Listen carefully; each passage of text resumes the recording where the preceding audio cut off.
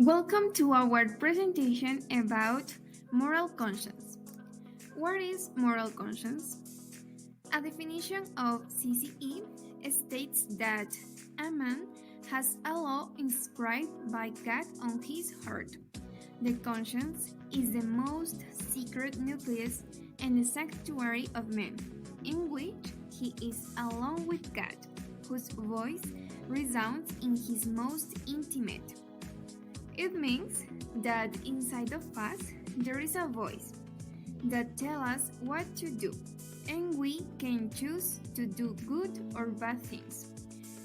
Besides this definition, there is a point to take into account that moral conscience helps us to differentiate between good and bad.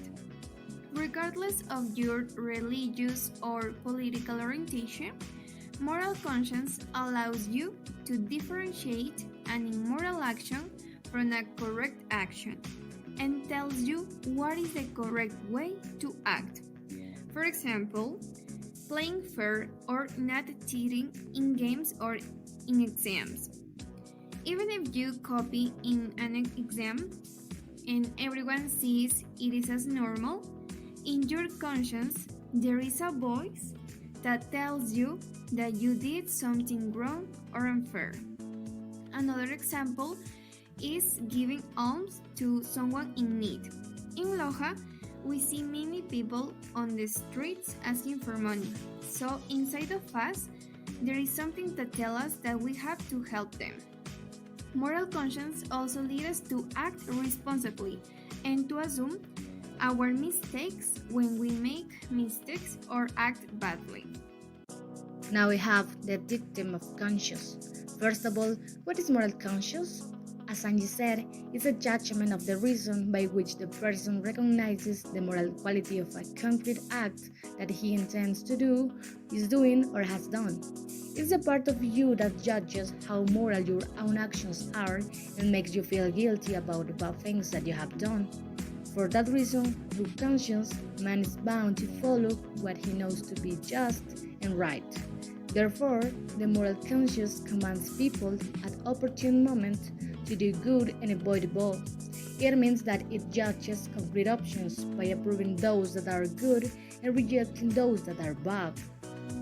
Consequently, through the dictum of conscience, man perceives and recognizes the prescriptions of divine law.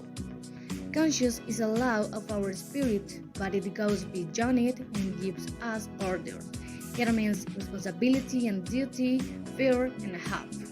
That is why it's necessary that each one of us pay close attention to ourselves to hear and follow the voice of our conscience.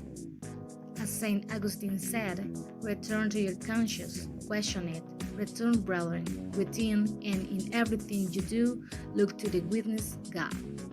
In short words, the moral conscience is that inner voice that tells us if something is right or wrong. Look at this example. Cesar goes to the market and when paying for his purchase, he receives more change than he should. There are people who will leave without saying anything, justifying their action with other reasons, and without caring that the missing money can be deducted from the employee's salary. However, Cesar pays attention to his moral conscience and returns the extra money. Also, the dignity of the human person implies and demands the rectitude of the moral conscience. In this way, moral conscience comprises three factors: the perception of the principles of morality, their applications to concrete circumstances through a practical discernment of reasons and goods, and the judgment formed of the concrete acts that are to be performed or have been performed.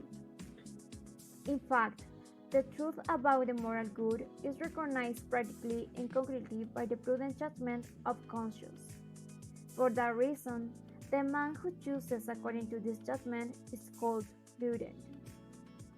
Moreover, conscience makes it possible to assume responsibility for the acts performed. If man commits evil, the just judgment of conscience can be in him the witness of the universal truth of the good, at the same time as of the malice of his concrete choice. Finally, it is important to keep in mind that man has the right to act in conscience and in freedom in order to make moral decisions personally. That's everything for our group. Thank you so much for the attention and hope you like it.